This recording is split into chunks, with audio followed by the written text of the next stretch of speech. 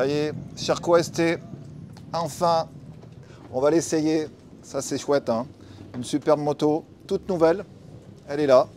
Donc déclinée en 250 et 300. Et après, en plus, on a un invité de marque, James Gonzalez. Bonjour à tous. Ça va? Ça va, ça va. Content d'être là, enfin. Tu vas nous expliquer un peu voilà, cette belle moto hein, qui est complètement nouvelle, incroyable. C'est ça, à part le bras oscillant, donc qui est le, on va dire l'héritage de l'ancienne. Ouais. Tout le reste, oui, c'est entièrement nouveau. Nouveau châssis, nouveau moteur, nouvelle plastique, nouveau look, voilà, nouveau comportement aussi, surtout. Ça, on va l'essayer, bien sûr. Ouais, vous allez l'essayer. Et puis voilà, non, l'idée c'était de changer un peu l'ADN et de se remettre un peu, on va dire, au goût du jour. Et surtout, avec l'arrivée de l'injection, rentrer dans on va dire, dans cette nouvelle ère qui est l'injection. On le voit, l'injection qui est là, le corps. Hein. Le corps est là. Donc c'est un moteur 100% nouveau. 100% nouveau. Il n'y a aucune pièce qui est commune. Moteur très compact, très léger, 4,5 kg plus léger que l'ancienne.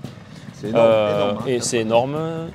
Et il est 1,8 kg plus léger que le moteur le plus léger de la concurrence. D'accord. Donc non, on va dire que là il y a eu un gros step. Parce que c'est vrai qu'on est dessus, hein, la vidéo elle va s'approcher, qu'on est dessus là. Ouais, on le voit pas. On ne voit pas les carters. Non. C'est incroyable. Ouais. Normalement ça dépasse un peu, on connaît. Hein. Ouais. Et là, on voit que c'est vraiment tout fin. Hein. C'est vraiment. J'ai l'impression même le bras oscillant il est plus bas. Non? Alors le bras oscillant est descendu. Alors on avait fait beaucoup de tests avec l'ancienne moto pour développer celle-là. Où au final on l'a descendu de 21 mm. Donc le bras oscillant, tout est descendu, en fait, tout le système de suspension a basculé vers le bas de 2 cm. Voilà. Pour une meilleure traction, pour un meilleur travail de la suspension arrière. Parce qu'en fait, il y avait un effet de chaîne sur la moto, sur l'ancienne moto, qui faisait que au niveau de la traction et au niveau de la suspension, il y avait un certain blocage.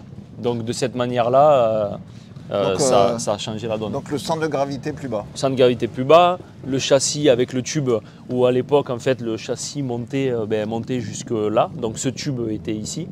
Et là on a mis le centre de gravité plus bas, la moto plus compacte, ce qui fait que la moto, même si elle est très légère, au final elle reste assez collée au sol et tu la perds pas de l'avant, quoi.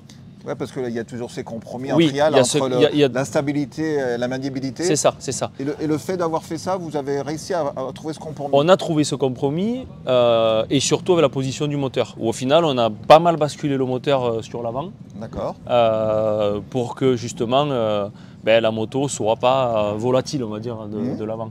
C'est un peu le défaut des motos souvent qui, quand elles sont arrivées sur le marché, par la légèreté au final, aient tendance toujours à cabrer un peu de l'avant, surtout dans la pente. Et puis bon, il faut penser aussi au client final, parce que les pilotes du mondial ou quoi, si c'est trop léger, ils mettent du plomb, ils mettent un axe de roue avant un peu plus lourd, on bascule le moteur. Donc au final, on a voulu que ce soit une moto légère, mais très stable. Très stable, le second compromis. Ouais. Exactement. C'est vrai que c'est cette impression d'ascendre bas qui est étonnant. Hein. Après, on va dire que l'ère moderne pousse à ça. Hein. Toutes les motos aujourd'hui, toutes les motos qui sortent en général sur le marché ont tendance à partir dans cette direction-là parce qu'il faut vivre avec son temps et que les motos évoluent, le trial évolue et doit évoluer. Et au final, c'est le bon compromis. Il fallait trouver le bon compromis. Ce qui est bien aussi, c'est donc au niveau du bas moteur, juste en dessus des repose-pieds, tu as un système avec des caoutchoucs. Oui. Ça permet de bien... Alors, ça permet de mieux tenir la moto. Et c'est surtout qu'en fait, au final, ça permet d'avoir, à cet endroit du châssis, être plus étroit. Oui. Et par l'extension en bas des platines, au final, et la gomme, tu récupères ta position initiale de la Sherco ancienne, on va dire, au niveau des positions, mais tout en ayant la moto plus fine.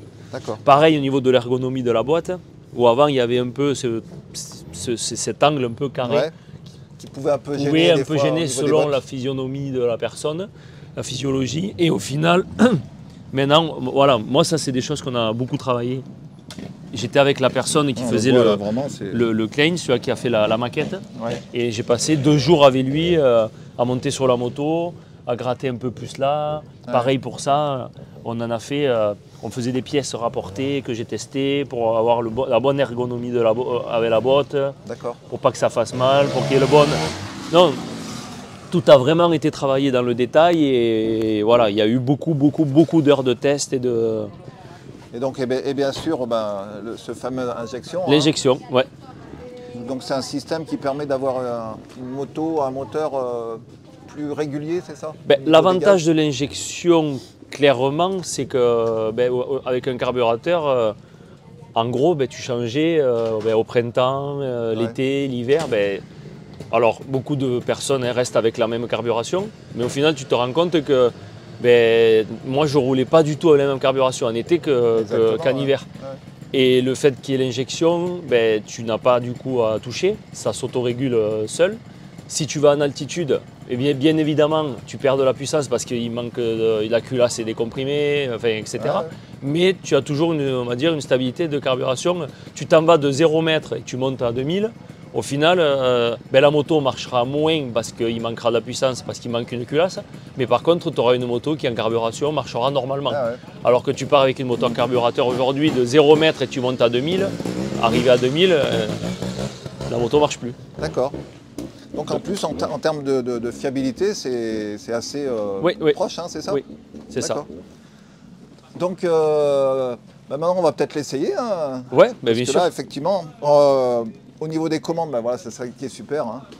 Oui, l'embrayage, c'est doux, oui, alors il y a une chose qui a changé parce qu'on dit c'est l'embrayage à diaphragme, mais on a changé la manière dont appuie le ressort à diaphragme. Ouais. Donc il appuie différemment, donc il y a plus de précision et du coup on a pu alors il était déjà souple, mais on a réussi à avoir un feeling un peu plus élastique. Ouais, c'est sûr qu'au toucher, c'est Ouais, vrai que... c'est un peu mieux. Donc, je roule un peu en ancienne, c'est vrai que là, quand on retombe là-dessus, c'est quand même c'est plus agréable. Donc pareil, l'embrayage, gros travail sur le... Oui, les carters sont en magnésium. Donc c'est que les carters extérieurs. Hein. D'accord. Après les carters, ceux-là sont de fonderie. Pour pouvoir mettre du magnésium, on a dû inverser la pompe à eau parce que l'eau et le magnésium, ça ne marche pas.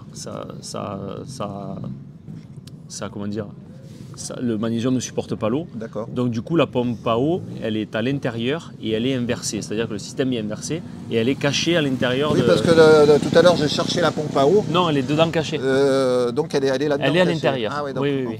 Mais on peut faire la purge par ici, ouais. En vidant. Je veux dire, il n'y a aucun problème. On peut remplir par en haut. Il n'y a pas de... On n'est pas obligé de démonter pour vider l'eau, quoi. Il y a quand même un système, c'est accessible. Ce qui est bien, parce que des fois, il y a quelques pompes à eau qui sont un peu excentrées, qui sont un peu... Donc là, elle est cachée, elle est protégée. Exactement. Ben voilà, belle moto. Hein. Ouais. Voilà. Maintenant, il ne te reste plus qu'à... À l'essayer. À l'essayer. Merci. De rien.